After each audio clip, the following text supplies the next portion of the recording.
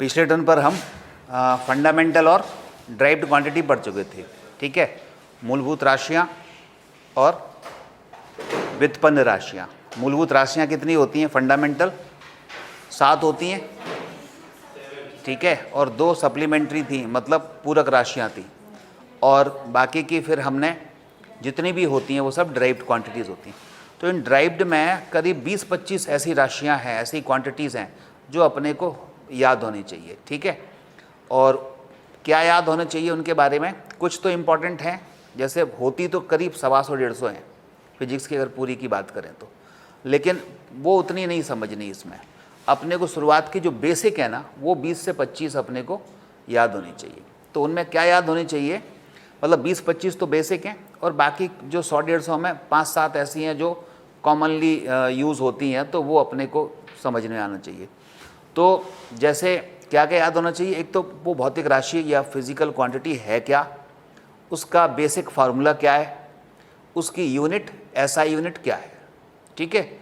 और थोड़ा सा और एडवांस में चलें, थोड़ी सी उसकी डायमेंशनल फार्मूला क्या है, बस इतना याद रखना है। तो एक एक करके अपन मतलब घर पे बोझ नहीं ले जाएं, यहीं पे सीधे सीधे याद कर लें उनको। एक एक करके मैं यहाँ पर लिखता जाता हूँ, ठीक है, समझाता जाता हूँ, और उनको यहीं पर याद करते जाएं, और यह सोचें कि यहीं पर याद हो जाए और हमेशा के लिए याद रहे, ठीक। तो जो 7 फंडामेंटल क्वांटिटी थी ना, इसको यहाँ पर मैं फिर से लिख दूँ, कौन कौन सी थी? लेंथ, और यहाँ पर अगर मैं पूरी इकट्ठी लिख दूँ तो केवल सिंबल लिख रहा हूँ। मास यानी द्रव्यमान, लंबाई लेंथ, टाइम टी, और क्या थी बोलो? थर्मोडायनेमिक्स टेम्परेचर थीटा, बोलो। अमाउंट ऑफ सब्सटेंस के पहले करंट भी थी, इलेक्ट्रिक करंट ए एम्पियर, और अमाउंट ऑफ सब्सटेंस म्यू, और लास्ट क्या थी? मोल, बोलो। कैंडला, ठीक है ना। ये 7 थी।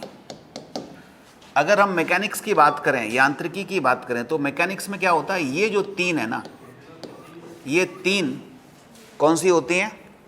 मैकेनिक्स में फंडामेंटल या मूलभूत राशियां होती हैं। मैकेनिक्स में 3 होती हैं। कई शाखाएं होती हैं ना फिजिक्स की, जैसे पहली शाखा जो सबसे ओल्डेस्ट ब्रांच है वो मैकेनिक्स ही है, यांत्रिकी ही है, और जो ओल्डेस्ट ब्रांच है उसमें मास, लेंथ और टाइम आता है। तो जितने भी अदर क्वांटिटीज़ हम निकालेंगे, अदर भौतिक राशियां निकालेंगे, उन सब में एमएलटी आएगा, ठीक है।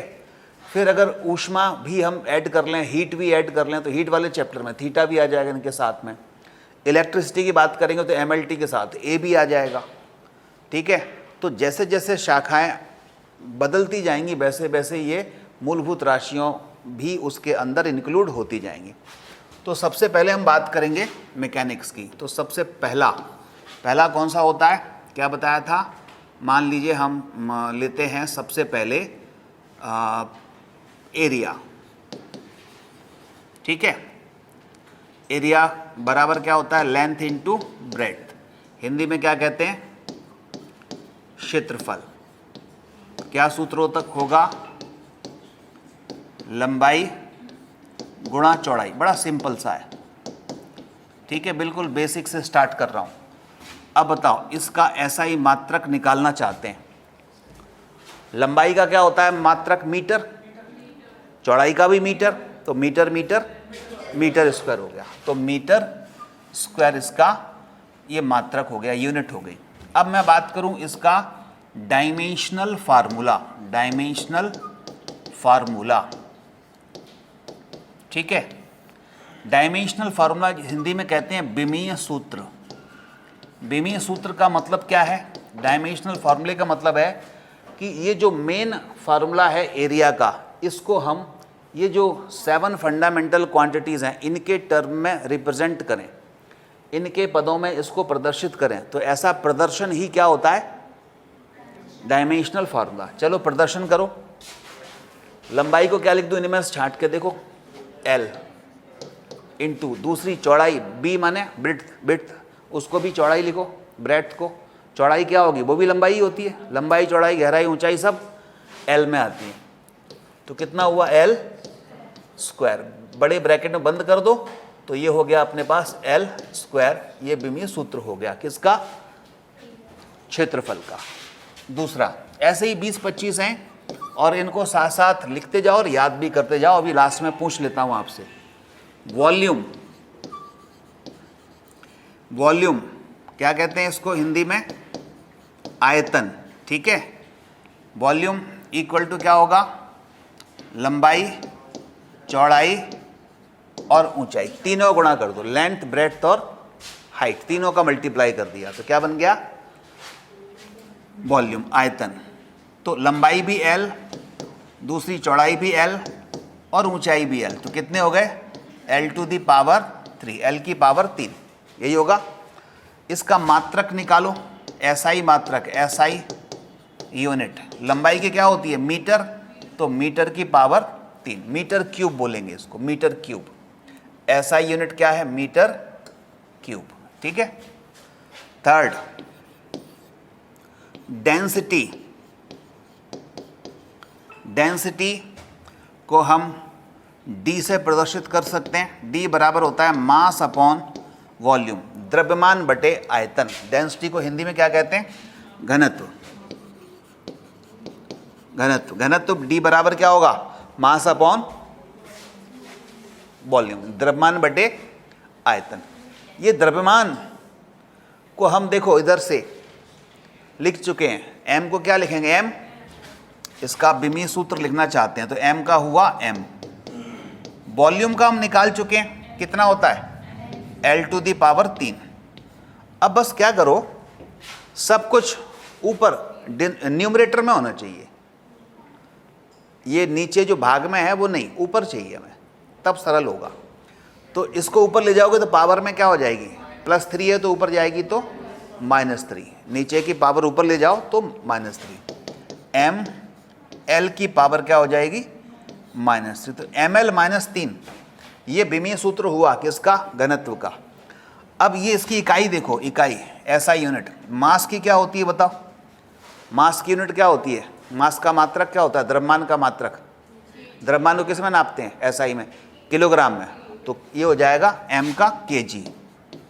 लंबाई को किस में नापते हैं? मीटर, तो मीटर आ गया। मीटर की पावर कितना?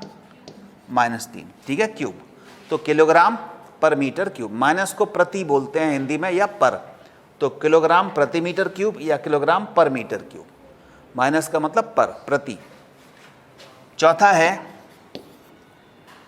वेग, वेलोसिटी। वेलोसिटी बोलो और स्पीड बोलो, ठीक है। वेलोसिटी हिंदी में वेग कह सकते हैं या इसको चाल कह सकते हैं। वेग और चाल के विमीय सूत्र समान होते हैं और ये होता है एक तरह से दूरी या विस्थापन बटे समय, ठीक है। वेलोसिटी हो या स्पीड हो, डिस्प्लेसमेंट अपॉन टाइम होगा या स्पीड अपॉन टाइम होगा, ठीक है। वेलोसिटी अपॉन टाइम होगा या स्पीड, ठीक है। तो x/t, ठीक है। x का मान बोलो, x का मान बोलो।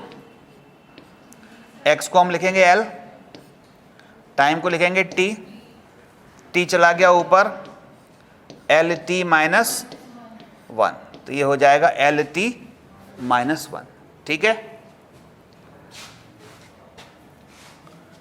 और लंबाई को क्या, अब इकाई लिखो, लेंथ की क्या होगी? मीटर, टाइम की सेकंड -1, मीटर पर सेकंड, ठीक है, या मीटर सेकंड -1। साथ साथ याद करते जाना। अब देखो पांचवा,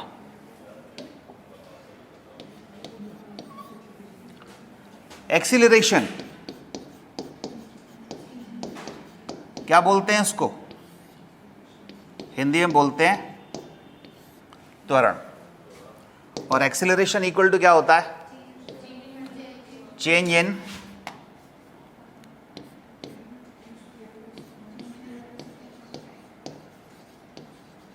वेलोसिटी अपॉन टाइम, ठीक है। चेंज इन वेलोसिटी क्या होती है?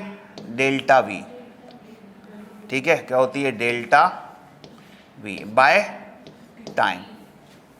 Change in velocity delta we upon time. Hindi में कहते हैं इसको चेंज इन वेलोसिटी को वेग परिवर्तन डिवाइड बाय समय। ठीक है, तो डेल्टा वी अपॉन टी। अच्छा, इसका यूनिट इसका डायमेंशनल फॉर्मूला बताओ। डेल्टा वी माने वेग में परिवर्तन, वेग में परिवर्तन और वेग एक ही बात होती है। एल टी माइनस वन ही आएगा, L T minus one divide में टी, तो ये हो गया एल टी माइनस वन। पहले से ये टी ऊपर जाएगा तो एक माइनस वन और हो गया, तो माइनस माइनस प्लस होगा, मतलब माइनस माइनस यहां पर माइनस का 2 हो गया, तो टी की पावर -2। ठीक है, टी माइनस वन पहले से ही और एक टी माइनस वन और आ जाएगा तो -2 यूनिट की। अभी पहले इसको कर लो फिर क्वेश्चन बनाता हूँ। ठीक है, हाँ, ये फॉर्मूले याद करने पड़ेंगे। अब आ जाओ इधर। एल का मात्रक बोलो मीटर, टाइम का मात्रक सेकंड, सेकंड की पावर -2, मीटर पर सेकंड -2। छठवा, अब आएगा फोर्स। फोर्स इक्वल टू क्या होता है, मास इंटू एक्सिलरेशन, यानी बल बराबर क्या आ जाएगा बोलो, द्रव्यमान इंटू एक्सिलरेशन। तो अब बताओ m का क्या होता है, m a का क्या होगा, ढूंढो इधर से।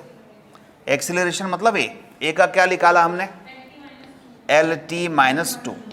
ठीक है, तो ये हमारे पास आ गया ml t -2, ml t -2। Unit इसकी होती है न्यूटन।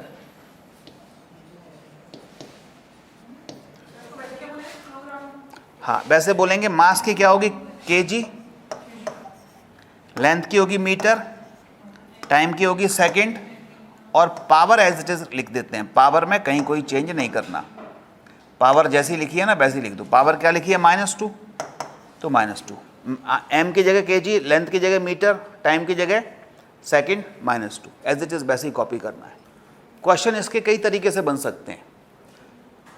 जैसे 20-25 जब सीख लेंगे तो वो कुछ नहीं तो ऐसे बना देगा कि एक तरफ उसने लिख दिए ये राशियां लिख दी और एक तरफ लिख दिए उसने डायमेंशनल फॉर्मूले लिख दिए या उनकी यूनिट लिख दी। मैचिंग में आ सकता है, तो मैचिंग में आ सकता है कि ये किसकी यूनिट क्या है, वो 3 नंबर में आ सकता है। या ऐसे आ सकता है कि ऐसे भौतिक राशियों को लिखो या ऐसे डायमेंशनल फॉर्मूले लिखो या ऐसी फिजिकल क्वांटिटीज लिखो जिनके डायमेंशनल फार्मूले आपस में बराबर होते हैं। ठीक है, तो हमें 20-25 में से छांटनी पड़ेंगी कि ऐसी कौन कौन सी हैं जिनके डायमेंशनल फार्मूले आपस में बराबर होते हैं। हाँ, कि कौन कौन से के बराबर होते हैं। तो अपने को जब मैं इसमें लिखवा रहा हूँ तो आपको ध्यान से देखना पड़ेगा कि ऐसी कौन सी क्वांटिटीज़ हैं जिनके डायमेंशनल फार्मूले बराबर होते हैं। डायमेंशनल फार्मूले बराबर होने का मतलब है कि उनकी नेचर बराबर है, उनकी प्रकृति बराबर है, वो समान प्रकृति की राशियाँ हैं। तो समान प्रकृति की राशियों, भौतिक राशियों के विमीय सूत्र बराबर होते हैं। कई ऐसे भी होते हैं जिनके विमीय सूत्र आपस में बराबर होते हैं लेकिन उनके यूनिट बराबर नहीं होते। तो कुछ ऐसी भी बुक कह सकता है 3 नंबर में कि आप ऐसी 3 राशियां या 3 या 2 भौतिक राशियां लिखो, फिजिकल क्वांटिटीज़ लिखो जिनके डायमेंशनल फार्मूले आपस में बराबर हों लेकिन उनकी यूनिट आपस में बराबर ना हो। ठीक है, तो ऐसे कई तरह के क्वेश्चंस बन सकते हैं। तो ये छठवा हो गया। और देखें अपन 7th में देखते हैं।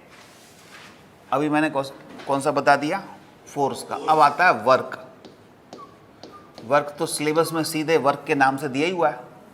वर्क इक्वल टू होता है फोर्स इंटू डिस्प्लेसमेंट, और डिस्प्लेसमेंट और फोर्स की दिशा बराबर होनी चाहिए। तो फोर्स का डायमेंशनल फार्मूला, बीमी सूत्र, अभी क्या सीखा हमने बताओ? फोर्स का डायमेंशनल फार्मूला क्या था? ml t माइनस टू, तो ml t minus two into x का क्या होता है? l होता है लंबाई, तो क्या हो जाएगा? ml2 t माइनस टू, यही हुआ। अच्छा यूनिट देखो जरा, फोर्स की क्या होती है? न्यूटन, लंबाई ये एक्स की क्या होती है? मीटर, ये हो सकती है। और क्या हो सकती है? एम की क्या होती है? केजी, लंबाई क्या होती है? मीटर का स्क्वायर, टाइम की क्या होती है? सेकंड माइनस टू, और इसी को कहते हैं जूल। ये तीन बराबर है जूल, तो कार्य का मात्रक जूल होता है। वर्क का डायमेंशनल फार्मूला जूल होता है, वर्क को अपन कहते हैं कार्य, तो कार्य का मात्रक क्या होता है? जूल। इतना है केवल, ये तो आया है वो लिखा है ना, कैसे आया? अब डायरेक्ट ये लिखूंगा तो फिर कहां से आया वो बताना पड़ेगा ना। 8वां, गतिज ऊर्जा, बोलो गतिज ऊर्जा, काइनेटिक एनर्जी का फार्मूला क्या होता है? गतिज ऊर्जा, ये हम कक्षा 6 में पढ़ते थे, half mv square, 1/2 mv square, ठीक है। अब देखो 1/2, इसका तो कोई विमीय सूत्र होता नहीं है। होता है क्या? 1/2 का कुछ होता है? क्यों नहीं होता? क्योंकि 1/2 तो संख्या है, नंबर है, इसका कोई भी डायमेंशनल फार्मूला नंबर का कुछ नहीं होता। बचा मास, m बचा, तो m का क्या होगा? m, v का क्या होगा? मीटर नहीं, m द्रव्यमान है, मास है, m ये मास है, द्रव्यमान है। अब v का क्या होगा बताओ? v वेलोसिटी है, v यहां पर वेग है, v वेलोसिटी है। बोलो lt माइनस 1 पावर में 2। सॉल्व करो इसको जरा, क्या आएगा? ये 2 इन दोनों पे चढ़ जाएगी, m l पर भी 2, t की पावर में भी 2 लगा दी, ml2 t माइनस 2, ठीक है। 2 का गुणा हो गया ऊपर पावर में। अब जरा बताओ इसकी यूनिट क्या होगी? केजी, लंबाई की मीटर, टाइम की सेकंड, और इसको और क्या कहते हैं?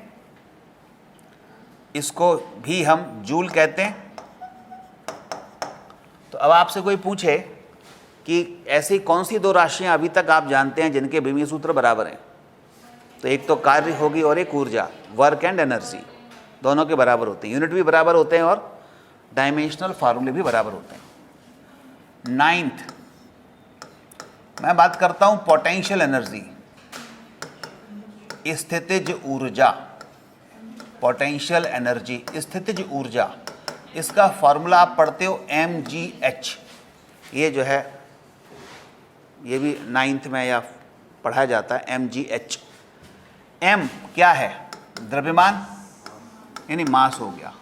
g acceleration due to gravity, यानी गुरुत्वीय त्वरण, और गुरुत्वीय त्वरण हो कोई सा भी त्वरण हो, त्वरण तो त्वरण है, एक्सेलरेशन कोई भी हो, कोई एक्सेलरेशन तो एक्सेलरेशन। और एक्सेलरेशन का क्या भी सीखा था बोलो? त्वरण का क्या सीखा था? lt माइनस 2, तो ये g की जगह आ जाएगा lt माइनस 2, और h ऊंचाई, ऊंचाई का क्या होगा? वही लंबाई l। तो अब बताओ क्या हो गया? l into L, L square हो गया, ml2 t माइनस 2, इसका भी क्या होगा? जूल। अब आपसे कोई पूछे 3 ऐसे बताओ जिनके बराबर हो, तो वर्क, काइनेटिक एनर्जी और पोटेंशियल एनर्जी। इसको क्या कहते हैं? कार्य, गतिज ऊर्जा और स्थितिज ऊर्जा, तीनों के विमीय सूत्र आपस में समान होते हैं। 10वां, नहीं, ज़रूरत नहीं, अगर लिख दो तो अच्छी बात है, अदरवाइज डायरेक्ट भी लिख सकते हो, याद है तो।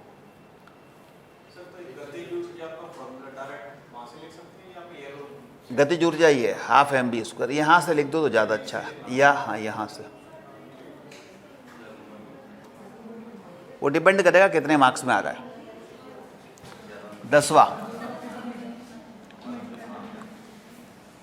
एक होता है टॉर्क। टॉर्क को कहते हैं बल आघूर्ण। बल आघूर्ण, टॉर्क इक्वल टू होता है R इंटू एफ। R होती है त्रिज्या और F होती है बल।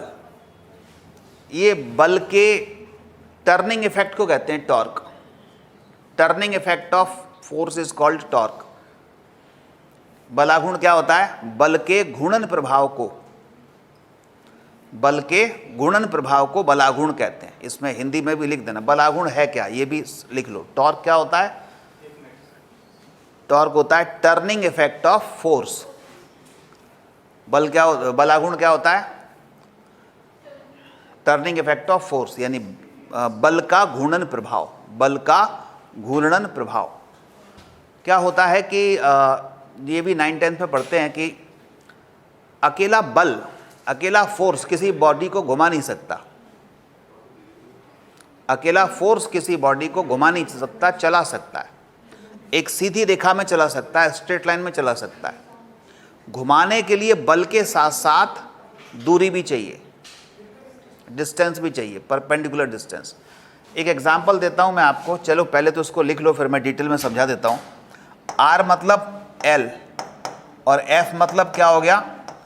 क्या था F का विमीय सूत्र बताओ? फोर्स का क्या था? mL/t-2। तो कितना हो गया ये? m L into L square t-2।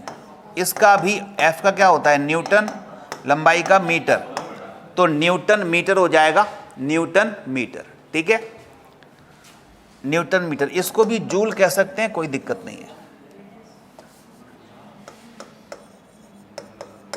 इसको भी जूल कहा जा सकता है, कोई दिक्कत नहीं, न्यूटन मीटर। डायमेंशनली सेम होंगे। तो अब 4 ऐसे हो गए जिनके डायमेंशनल फॉर्मूले सेम है। कौन कौन? कौन कौन से? जरा बोर्ड पे देखो, बताओ कौन कौन से हैं? कार्य, गतिज ऊर्जा, स्थितिज ऊर्जा और टॉर्क, बलाघूर्ण। क्या? N into M, newton metre. ये न्यूटन, ये मीटर। देखो अभी समझा देता हूं। ये क्या लिखा है, पढ़ो जरा। Very good, very good, very good. ये बताओ ये क्या लिखा है? Very good. ये क्या लिखा है? और ये क्या लिखा है? क्या लिखा है बताओ?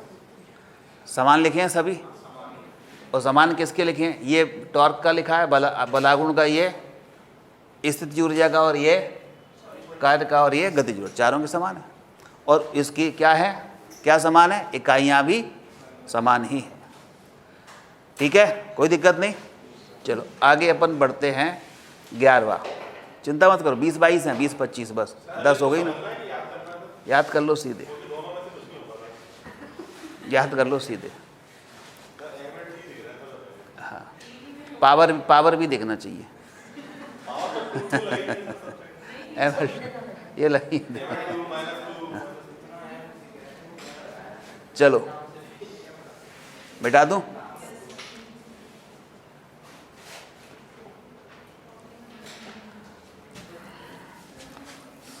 चलो 10 को पहले रिवाइज कर लें। बताओ, कॉपी बंद कर दो आप। ठीक है, एरिया क्या थी बताओ? L square. वॉल्यूम, आयतन, L3। ठीक है, density, density ml-3। kg upon metre cube था ना, किलोग्राम बटे metre cube. Velocity LT-1, copy पे देखना नहीं है, इधर से दिख रहा है मुझे। एक्सीलरेशन बोलो, एक्सीलरेशन m तो था ही नहीं एक्सीलरेशन में, LT-2, LT-2। और फोर्स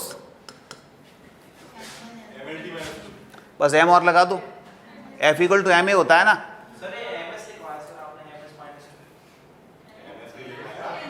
ml, F का क्या होता है ma, तो मास इनटू एक्सेलरेशन, तो क्या हो जाएगा mL-T-2।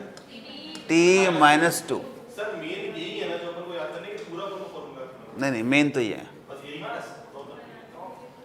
यस बोलो अगला, फोर्स के बाद वर्क बताओ, वो यूनिट है, सेम है mL/T-2। Potential energy mL/T-2। Kinetic energy बोलो mL/T-2। और टॉर्क, टॉर्क का भी क्या है mL/T-2। अब बताओ यूनिट, बताओ यूनिट, एरिया की यूनिट क्या होगी बताओ, मीटर स्क्वायर, लेंथ की, ये वॉल्यूम की मीटर क्यूब, डेंसिटी की केजी मीटर पावर -3। बोलो इसका बताओ, सेकंड -1। इसकी बताओ मीटर पर सेकंड स्क्वायर। इसकी बताओ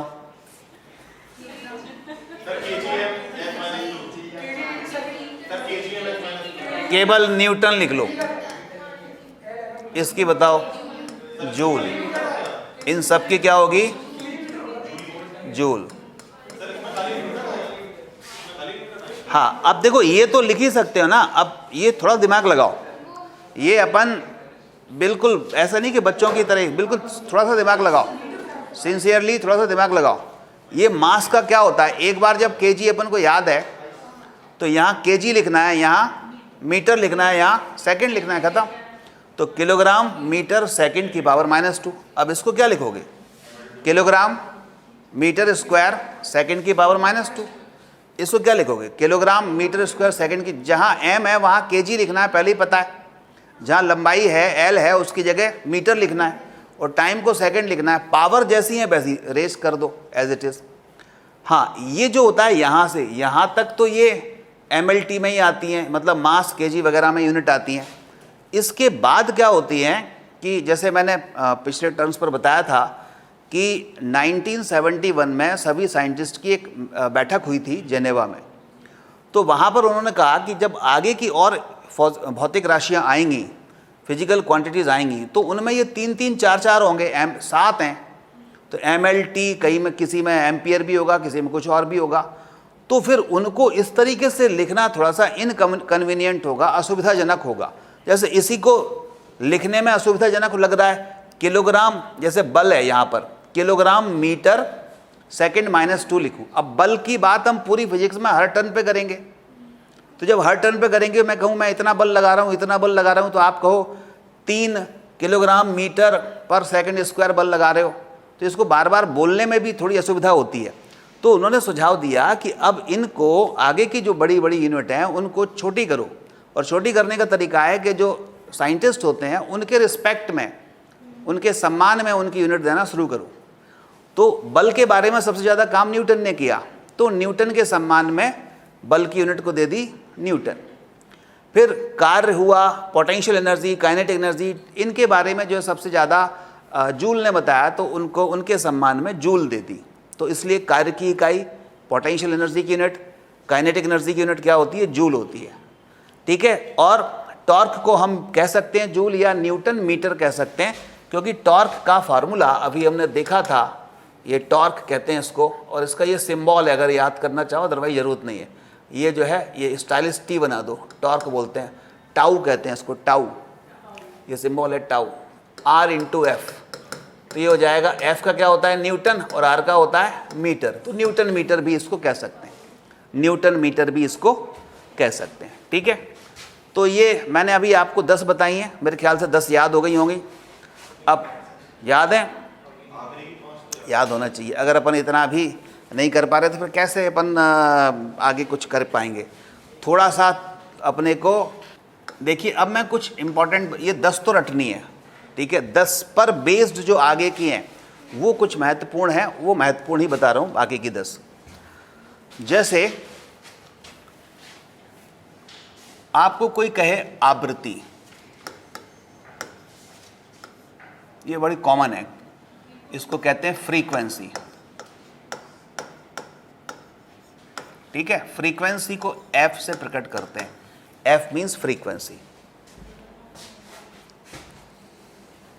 ये बिल्कुल आम बोलचाल की फिजिक्स है ना, बिल्कुल सिंपल सी फिजिक्स है। एफ इक्वल टू फ्रीक्वेंसी जो है, जो टाइम होता है ना उसका उल्टा होती है। अब टाइम क्या है, टाइम पीरियड क्या है, इसका उल्टा होती है फ्रीक्वेंसी। कोई घटना अगर बार बार घटती है तो 1 सेकंड में कोई घटना जितनी बार घट रही है उसको कहते हैं उसकी फ्रीक्वेंसी। ठीक है, उसको क्या कहते हैं, फ्रीक्वेंसी। और एक साइकिल को बोलते हैं एक टाइम पीरियड, एक साइकिल में जितना समय लगता है उसको बोलते हैं एक टाइम पीरियड, एक आवर्तकाल हिंदी में कहते हैं, और उस आवर्तकाल का उल्टा होता है फ्रीक्वेंसी। तो आवर्तकाल हो, टाइम पीरियड हो, है तो टी टाइम है, तो इसका डायमेंशनल फार्मूला क्या होगा, टी को बस ऊपर ले जाओ, t-1। इसकी यूनिट एक तो होती है पर साइकिल, पर सेकंड, टी को क्या बोलते हैं सेकंड, तो सेकंड की पावर -1 है तो पर सेकंड बोलेंगे इसको, माइनस का मतलब पर। या इसकी एक और होती है हर्ट्ज, hz, हर्ट्ज, hz से प्रकट करते हैं और कहते हैं हर्ट्ज। तो सिंपल आ सकता है, हर्ट्ज किसकी इकाई है, आवृत्ति की इकाई है।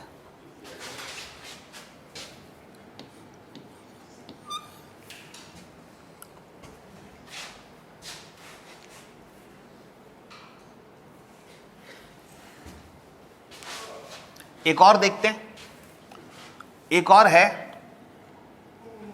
ऊष्मा, अकेली केवल ऊष्मा लिखी हो कहीं, क्या कहते हैं इसको, हीट, ऊष्मा। ऊष्मा हो, ऊर्जा हो, ये सब के सब एनर्जी ही होती हैं। तो ऊष्मा की भी, हीट की भी यूनिट क्या होगी, जूल ही होगी, और इसका डायमेंशनल फार्मूला वही वर्क के ही इक्वल होगा ml/t-2, और इसको बोलेंगे जूल। अच्छा, हीट की एक प्रैक्टिकल यूनिट भी होती है, प्रैक्टिकल यूनिट, व्यवहारिक इकाई, व्यवहारिक इकाई क्या होती है बताओ, बहुत कॉमन वर्ड है, हीट की प्रैक्टिकल यूनिट, व्यवहारिक इकाई केल्विन टेम्परेचर की होती है। सेल्सियस, फ़ारेनहाइट, केल्विन, ये सब टेम्परेचर है। हाँ, कैलोरी, कैलोरी, कैलोरी।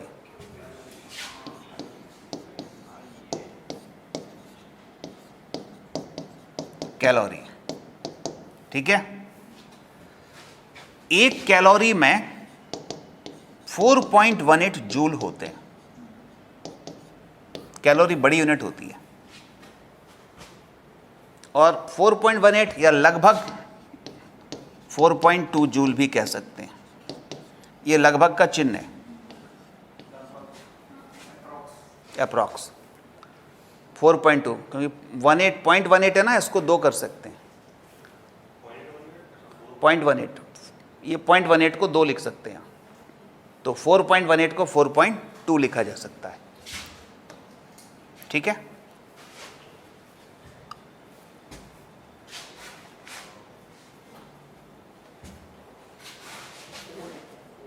मिटा दूं, 4.18 जूल या 4.2 जूल कह सकते हैं।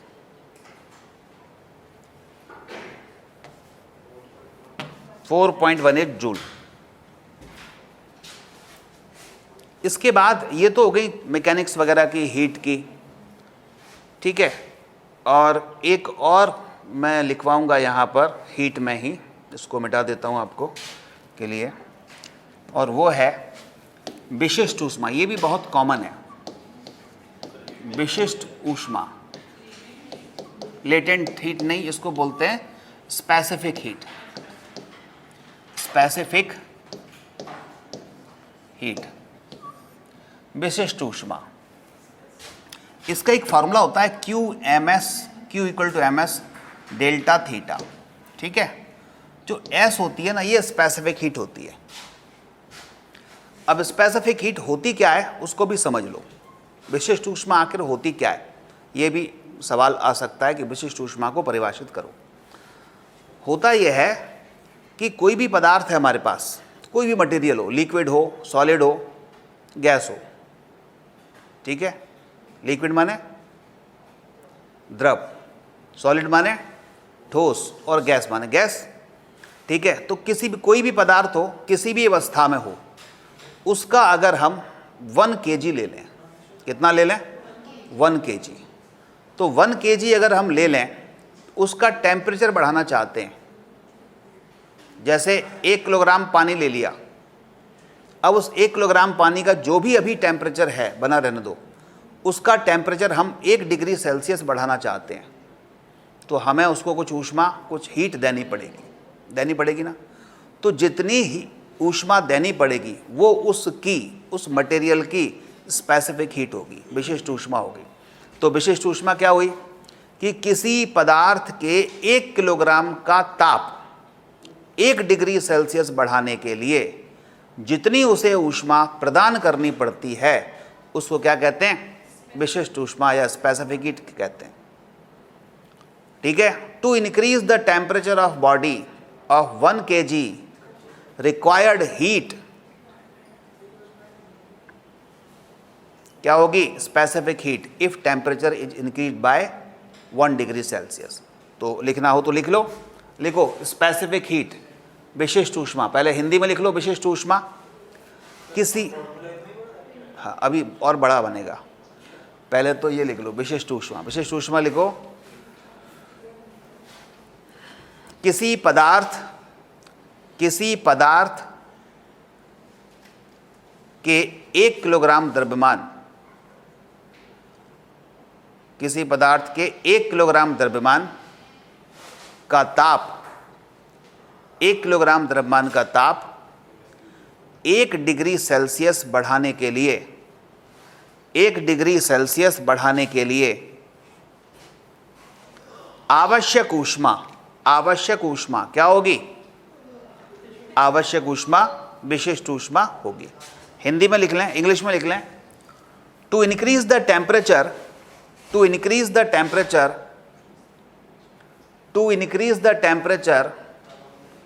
Of 1 kilogram material, to increase the temperature of 1 kilogram material by 1 degree Celsius,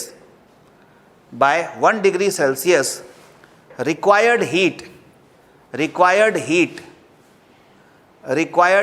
is called क्या? Specific heat. तो ये Q equal to MS delta theta है, अपने को S निकालना, S विशिष्ट ऊष्मा होती है। तो S बराबर हुआ Q अपॉन क्या? M theta.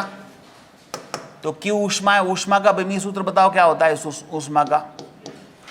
ml2 T-2। M का क्या होता है? M थीटा का होता है थीटा, क्योंकि थीटा ताप है, टेम्परेचर है। ये क्या है?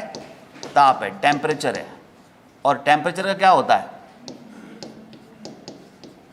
टेम्परेचर का थीटा ही होता है। थीटा को ऊपर ले जाओ, क्या हो गया? L2 T-2 theta -1। तो स्पेसिफिक हीट का अगर पूछते हैं तो फिर ये याद करके इसको लिख सकते हैं अपन। अभी तो बहुत है, हाँ कल उतार लेना, कोई दिक्कत नहीं। और एक चैनल सब्सक्राइब कर लेना, उस पर घर पे मिल जाएगी ये। हाँ, साइंस एंड टेक ढूंढ लेना, है ना, study science and tech, study science and tech, क्या क्या नहीं, स्टडी साइंस एंड टेक, क्या बोला मैंने? तो उसका नाम बता।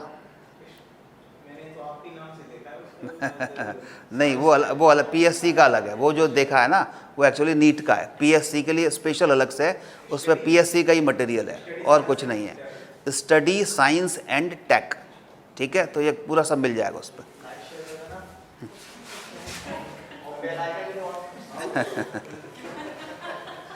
L2 T-2 θ-1।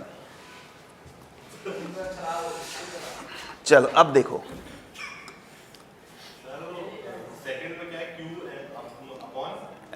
Theta, Q upon M theta, Q upon M theta, ठीक है, Q अपॉन M थीटा। अब हम देखेंगे विशिष्ट ऊष्मा हो गई है, एक और लेटेंट हीट और लिख लो, लेटेंट हीट, हिंदी में बोलते हैं गुप्त ऊष्मा, गुप्त ऊष्मा, छुपी हुई ऊष्मा, लेटेंट हीट। हाँ, स्टेट चेंज करने के लिए क्या होता है, इसमें टेम्परेचर चेंज नहीं होता, लेकिन हर मटेरियल के अंदर कुछ ना कुछ एनर्जी छुपी हुई होती है, उतनी हीट या तो निकाल लो या उतनी दे दो, तो वो अपनी स्टेट चेंज कर लेती है, टेम्परेचर चेंज नहीं करती। जैसे 0 डिग्री सेल्सियस की आइस है, 0 डिग्री सेल्सियस की बर्फ़ है, उसको अगर मैं कुछ ऊष्मा दे दूं तो पिघल जाएगी, यानी वो लिक्विड में चेंज हो गई, वाटर में चेंज हो गई, लेकिन टेम्परेचर चेंज नहीं होगा। तो अगर हम किसी मटेरियल को इतनी ऊष्मा दे दें जितनी उसकी लेटेंट हीट है, ठीक है, तो वो अपनी स्टेट चेंज कर लेगी, लेकिन वो टेम्परेचर चेंज नहीं करेगी, टेम्परेचर वही होगा। यानी 0 डिग्री सेल्सियस की आइस 0 डिग्री सेल्सियस के वाटर में कन्वर्ट करने के लिए, और अगर वो 1 ग्राम है या 1 किलोग्राम है, तो जितनी ऊष्मा ज़रूरत पड़ेगी, जितनी हीट की ज़रूरत पड़ेगी, उसको क्या बोलेंगे, उसकी लेटेंट हीट। जैसे आइस की होती है 80 कैलोरी पर ग्राम, यानी 1 ग्राम आइस है, अब 1 ग्राम आइस को अगर मैं 80 कैलोरी हीट दे दूं तो बदल जाएगी किसमें, पानी में, वाटर में, वाटर बदल जाएगी, लेकिन वो उसका टेम्परेचर चेंज नहीं होने वाला, ठीक है। तो गुप्त ऊष्मा या लेटेंट हीट की परिभाषा पहले लिखो, इसका फार्मूला होता है Q = ml, L होती है लेटेंट हीट, अब लंबाई नहीं होती है तो Q/m, ये फार्मूला बनेगा। तो अब लिखना है इसमें, पहले इंग्लिश में लिखा दूं,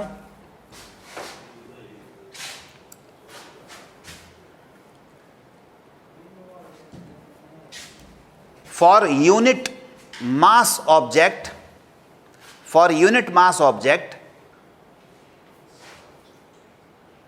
for unit mass object, heat required to change its state, heat required to change its state, heat required to change its state, heat required to change its state is called latent heat। Hindi में लिख लें, 1 kilogram द्रव्यमान की या इकाई द्रव्यमान की, इकाई लिख दो सिंपल, इकाई द्रव्यमान की, इकाई द्रव्यमान के पदार्थ की, इकाई द्रव्यमान के पदार्थ की, इकाई द्रव्यमान के पदार्थ की अवस्था परिवर्तन के लिए, अवस्था परिवर्तन के लिए, अवस्था परिवर्तन के लिए आवश्यक ऊष्मा, आवश्यक ऊष्मा, आवश्यक ऊष्मा क्या होती है, आवश्यक ऊष्मा विशेष लेटेंट हीट या गुप्त ऊष्मा होती है, गुप्त ऊष्मा होती है। इकाई इसकी डायमेंशनल निकालें, Q की क्या होती है बताओ, ml2 T-2, m से m कट गया तो क्या आया, L2 T-2, ठीक है। अब आपसे कोई पूछे कि इसका मात्रक क्या होगा, यूनिट क्या होगी, तो कैसे निकालोगे, अगर इसकी यूनिट निकालना हो, इसकी यूनिट निकालना हो, आपके लिए छोड़ रखा है मैंने, बताओ इसकी क्या दोगे विशिष्ट ऊष्मा की। 2 तरीके से दे सकते हैं, एक तो फार्मूले से और एक विमीय फार्मूले से। दो तरीके से इकाई को दे सकते हैं।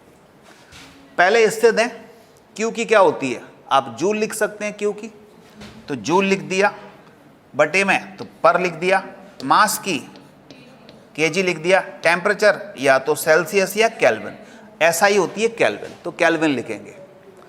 अच्छा, इसकी क्या होगी बोलो, लेटेंट हीट की यूनिट बताओ, क्यू की क्या होती है, जूल, पर मास की क्या होती है, केजी, तो जूल पर केजी हो गया। अच्छा, इससे भी निकाल सकते हैं चाहे तो, लेकिन वो जरूरत नहीं है, लेकिन निकाल लोगे ना, लेंथ को क्या लिखोगे, मीटर, मीटर स्क्वायर सेकंड की पावर -2 केल्विन की पावर -1, ऐसे इसमें मीटर स्क्वायर सेकंड की पावर -2। ठीक है, इसमें तो आसान है, लंबाई, समय, थीटा, इनके आपको पहले से पता है यूनिट, वो रख दो, पुट कर दो, और पावर ऐसी चढ़ी रहने दो, फॉर्मूले से निकालना सीख लो। ठीक है,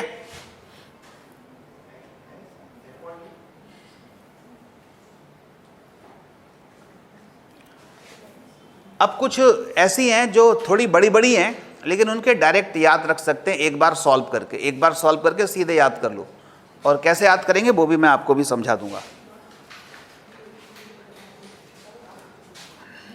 जैसे गुरुत्वाकर्षण नियतांक, हिंदी में गुरुत्वाकर्षण नियतांक और इंग्लिश में कहते हैं ग्रेविटेशनल कांस्टेंट, कैपिटल जी से प्रकट करते हैं। ये इंपॉर्टेंट इसलिए है क्योंकि ये बहुत महत्वपूर्ण है, और इसमें मतलब आपके सिलेबस में भी गिवन है। हाँ, अलग से।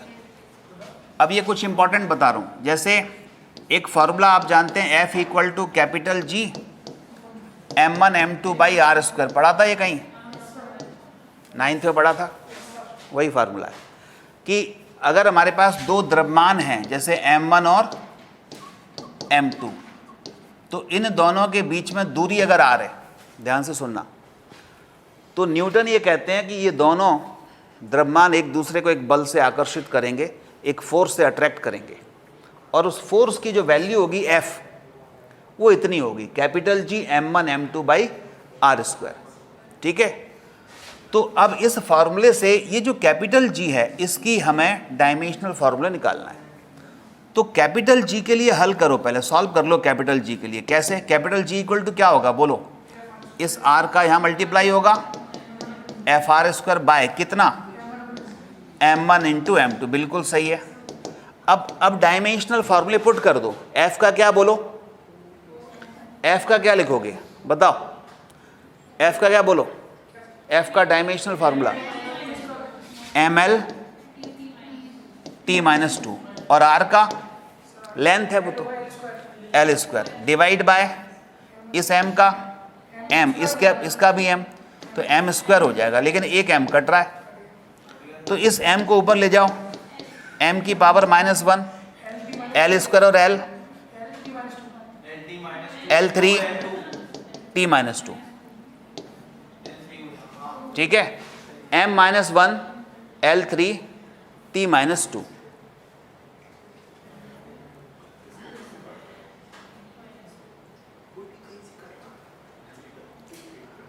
mlt और पावर में 132 याद कर लो, बस पहले और लास्ट का नेगेटिव है, बोलो mlt पावर में 132, पहले और लास्ट के नेगेटिव, बीच वाला पॉजिटिव है। बस लेटेंट हीट का क्या, ये आपके पास था Q equal to ml, L equal to क्या हुआ Q बाई m, Q का क्या था ml2 t-2, m का क्या था m, क्या हुआ L2 t-2, ये L लंबाई नहीं है, ये लेटेंट हीट है, तो L डैश भी लिख सकते हैं, L2 t-2, mlt 132, लेकिन बीच में पॉजिटिव है।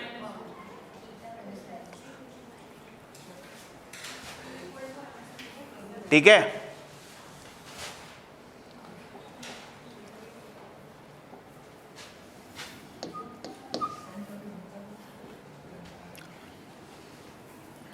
अब देखिए ये तो हो गए अपने मैकेनिक्स, हीट, इन सब के। अब एक ब्रांच होती है फिजिक्स की इलेक्ट्रिसिटी। इलेक्ट्रिसिटी में से भी कुछ कॉमन पूछे जा सकते हैं, जैसे कि आपने पिछले जो 2019, 17 वगैरह में ये पूछे गए हैं, मैग्नेटिक फील्ड पूछी गई है, इलेक्ट्रिक फील्ड पूछी गई है। तो मैग्नेटिक फील्ड हुई, इलेक्ट्रिक फील्ड हुई, इसके अलावा पोटेंशियल हुआ, करंट हुआ, ये सब इलेक्ट्रिसिटी में आता है। तो मैग्नेटिक फील्ड और इलेक्ट्रिक फील्ड के अलावा भी 5-7 और राशियाँ हैं जिनके बारे में पता हो और उनके यूनिट पता हो और उनके डायमेंशनल फार्मूले पता हो। तो 5-7 और उनके अपन लिखते हैं जिनको जो इलेक्ट्रिसिटी वाले हैं। तो जैसे सबसे पहले आता है चार्ज। चार्ज इसको कहते हैं हिंदी में आवेश। चार्ज इक्वल टू होता है Q equal to I into T. क्या होता है? Current into time. चार्ज क्या होता है? करंट इंटू टाइम, समय। जैसे करंट की परिभाषा पूछी थी ना एक बार, आवेश प्रवाह की दर को क्या कहते हैं? Flow of charge, rate of flow of charge. तो ऐसे ही चार्ज इक्वल टू हुआ I इंटू टी। तो I को लिख दिया हमने, I का होता है A और T का होता है T, तो बस AT हो गया। I का होगा A और T का हो गया T। I मतलब एम्पियर, एम्पियर A, और T मतलब टाइम, T AT। बस इसकी यूनिट होती है कूलाम, या इसको बोल सकते हैं A की क्या होती है? एम्पियर, और इनटू टाइम की होती है सेकंड। ऐसे ही I एम्पियर, करंट। I क्या है? धारा है, विद्युत धारा, इलेक्ट्रिक करंट। इसके बाद है इलेक्ट्रिक फील्ड। इलेक्ट्रिक फील्ड विद्युत क्षेत्र। विद्युत क्षेत्र ये कई बार पूछते हैं, विद्युत क्षेत्र, चुंबकीय क्षेत्र, विद्युत क्षेत्र। विद्युत क्षेत्र जो होता है ये होता है, इसका formula force upon charge. Force upon charge, बल अपॉन आवेश। फोर्स का क्या होता है? अभी देखा था mLT-2। Q का क्या देखा है? AT। तो ये हुआ M L T-3 और A-1। क्या आया? F/Q। F का mL, T-2, Q का AT अभी देखा, बस T-3 हो गया, A भी ऊपर गया तो A-1 हो गया। इसको आप ऐसे याद रखो, अब जब MLTA में आते हैं तो अपनी गाड़ी नंबर की तरह याद रखो। पावर में कितनी है? यहाँ कुछ नहीं है तो 1 पावर मानते हैं, यहाँ कुछ नहीं तो 1 मानते हैं। तो 11/31 याद कर लो, 11/31 याद कर लो। बाई मतलब माइनस में, 11/31 याद कर लो। MLTA 11/31, और ये अपॉन में ले रहे हैं तो मतलब पावर में माइनस होगी। इसकी यूनिट भी पूछ सकते हैं, यूनिट केवल फार्मूले से निकाल के रख देंगे। फार्मूले में से F की क्या होती है? न्यूटन पर, आवेश की क्या होती है? कूलाम। तो न्यूटन पर कूलाम। इसके आगे पढ़ते हैं, ये भी कई बार होती है वोल्ट पर मीटर। क्या होती है? वोल्ट पर मीटर। ऐसे ही है चुंबकीय क्षेत्र। ये मैग्नेटिक, ये इलेक्ट्रिक फील्ड था, अब है मैग्नेटिक फील्ड। वही बता रहा हूं जो इंपॉर्टेंट है, वैसे तो बहुत होती हैं। मैग्नेटिक फील्ड, मैग्नेटिक फील्ड को B से प्रकट करते हैं। B चुंबकीय क्षेत्र कहते हैं इसको, चुंबकीय क्षेत्र। इसको हम B से प्रकट करते हैं, और इसके लिए एक फॉर्मूला लेते हैं, F equal to BIL। F force है, बल है, B मैग्नेटिक फील्ड है, I करंट है, और L लेंथ है। अब आप लोग बताइए कि मैग्नेटिक फील्ड B का डायमेंशनल फार्मूला क्या होगा? आप लोग बताओ, विमीय सूत्र क्या होगा? निकालो, चेक करते हैं। बी के लिए सॉल्व कर लें पहले। एफ अपॉन आई एल हो जाएगा। एफ का क्या होता है M L T minus two, I का क्या होता है ए, एल का एल।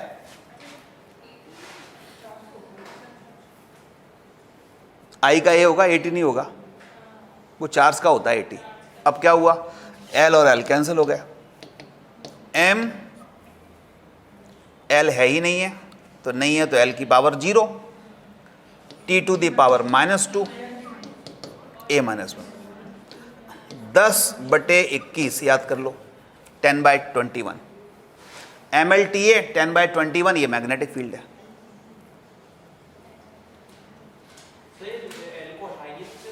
हटा दो, M T minus two A minus 1 ये लिख सकते हैं।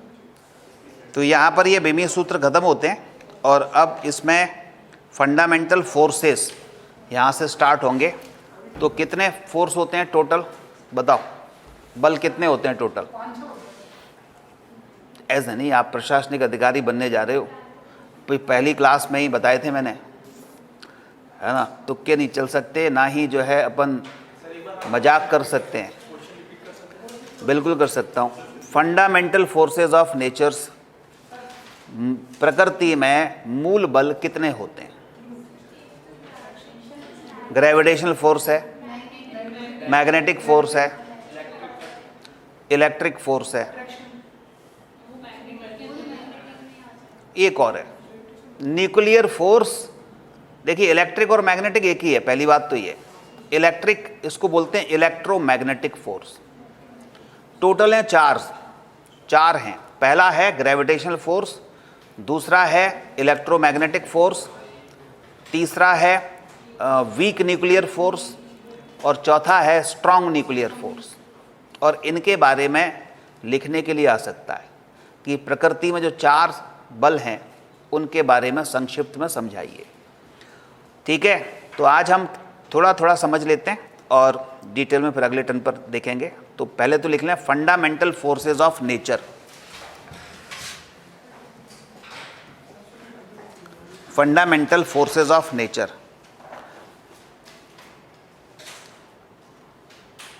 फंडामेंटल फोर्सेस ऑफ नेचर, प्रकृति में मूल बल, प्रकृति में मूल बल, प्रकृति में मूल बल। और ये चार बल हैं, इनको लिख लें। प्रकृति में मूल बल, पहला लिखो ग्रेविटेशनल फोर्स।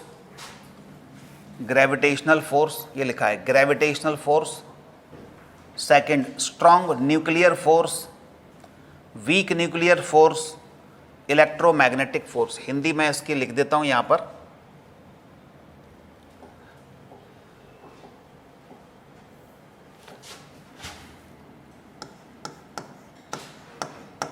गुरुत्वाकर्षण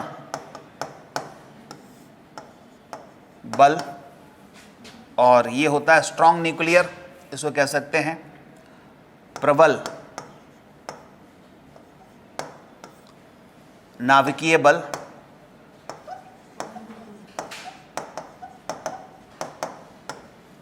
वीक न्यूक्लियर फोर्स यानी दुर्बल नाभिकीय बल। और एक होता है विद्युत चुंबकीय बल, विद्युत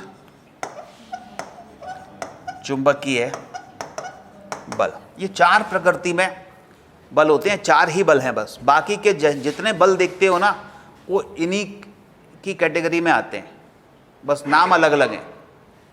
जैसे तनाव बल, एक रस्सी को खींचो, उसके जो मॉलिक्यूल के बीच में टेंशन प्रोड्यूस हो जाएगा, वो तनाव बल इसमें आएगा, इलेक्ट्रोमैग्नेटिक फोर्स में। घर्षण बल, फ्रिक्शनल फोर्स इसी में आएगा। ठीक है, तो पहचानना बड़ा आसान है प्रकृति में।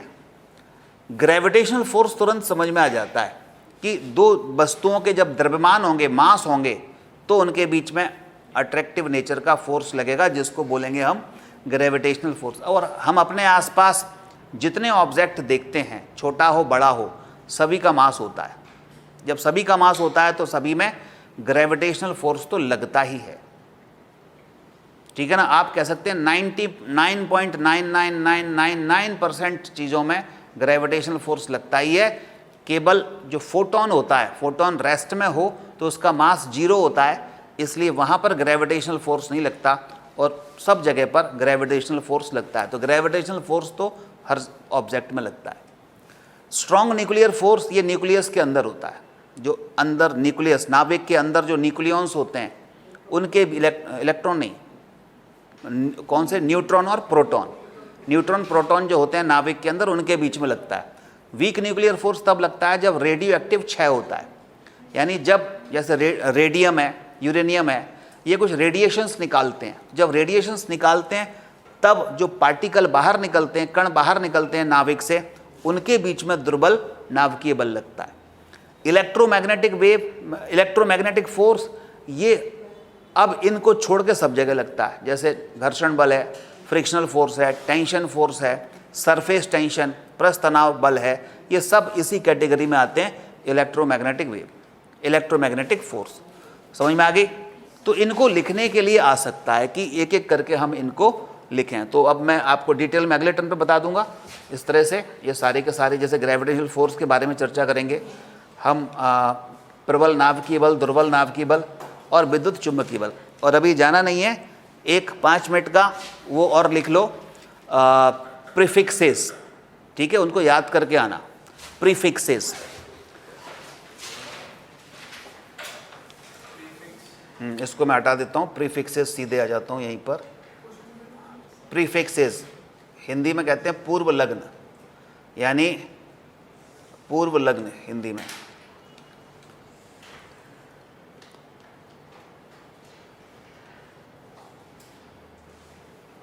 कहाँ चला गया, इसके बाद है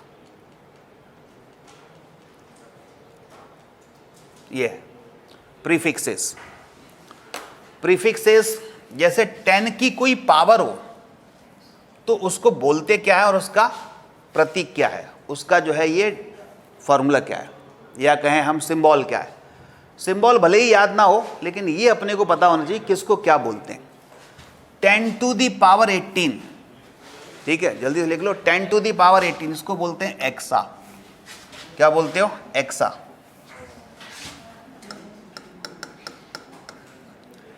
अब ये जो पावर है ना 18, इसको 3 कम करो। कितनी कम करनी है, 3 कम करनी है। 10 टू दी पावर 15, इसको बोलते हैं पीटा। 12, 3 फिर कम हो गई, टेरा। 9, 3 फिर कम हो गई, क्या बोलते हैं, गीगा। गीगा। 3 फिर कम हो गई, 6, मेगा।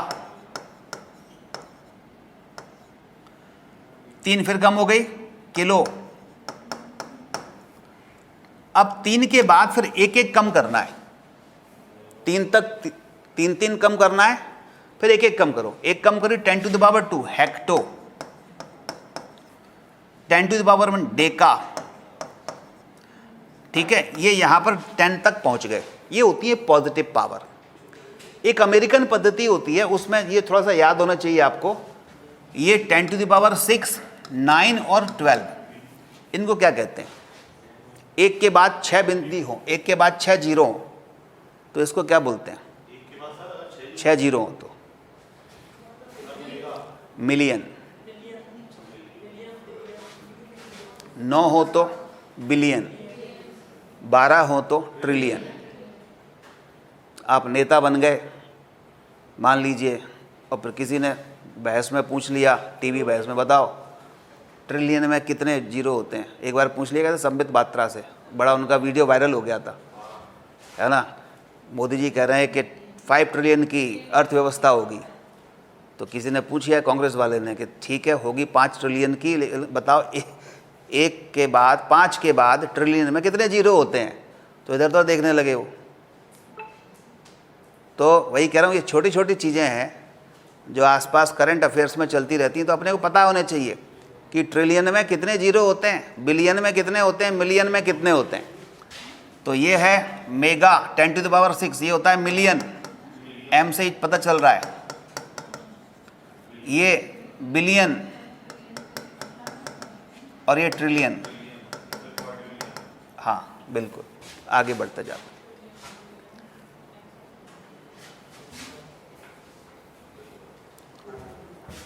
अब देखो माइनस में, अब देखिए +1 हो गया, अब माइनस में 10⁻⁻1, इसको बोलते हैं डेसी।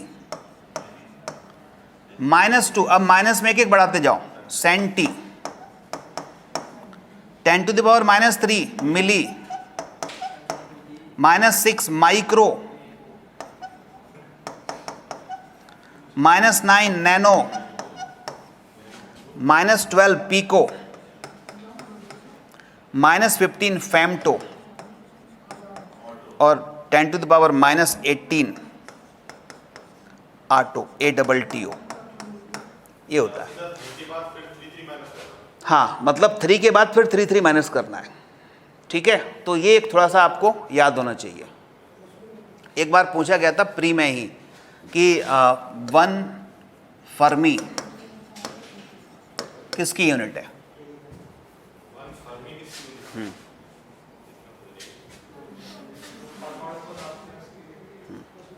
बिल्कुल सही बताया इसने।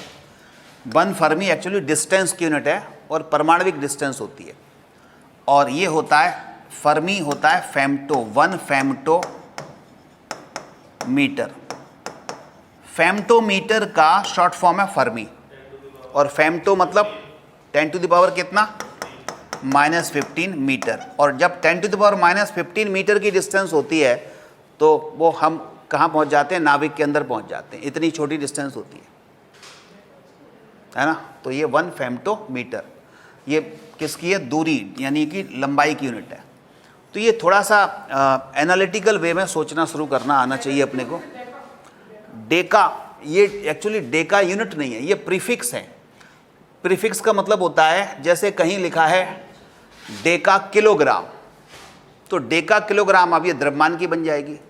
डेका मीटर ये दूरी की बन जाएगी। समझे? डेका का मतलब कोई यूनिट नहीं है। डेका का मतलब है 10 की पावर कितना? 1। 10 की पावर 1 को हम डेका कहते हैं। अब वो 10 की पावर 1 अगर मीटर है तो दूरी बन गई, डिस्टेंस बन गई। और 10 की पावर 1 अगर किलोग्राम है तो मास बन गया, मास की बन गई। जैसे फेम्टो, ध्यान दो इधर, फेम्टो कोई यूनिट नहीं है। फेम्टो का मतलब है 10⁻15। जब मैं फेम्टो मीटर कह रहा हूं तो मीटर डिस्टेंस की यूनिट है, तो इसलिए फेम्टोमीटर भी डिस्टेंस की होगी। हाँ बिल्कुल, ठीक है। तो ये एक बार याद कर लेना, इसके अपन यूज करेंगे अगले टर्न पर कुछ। इतना कर लो आज।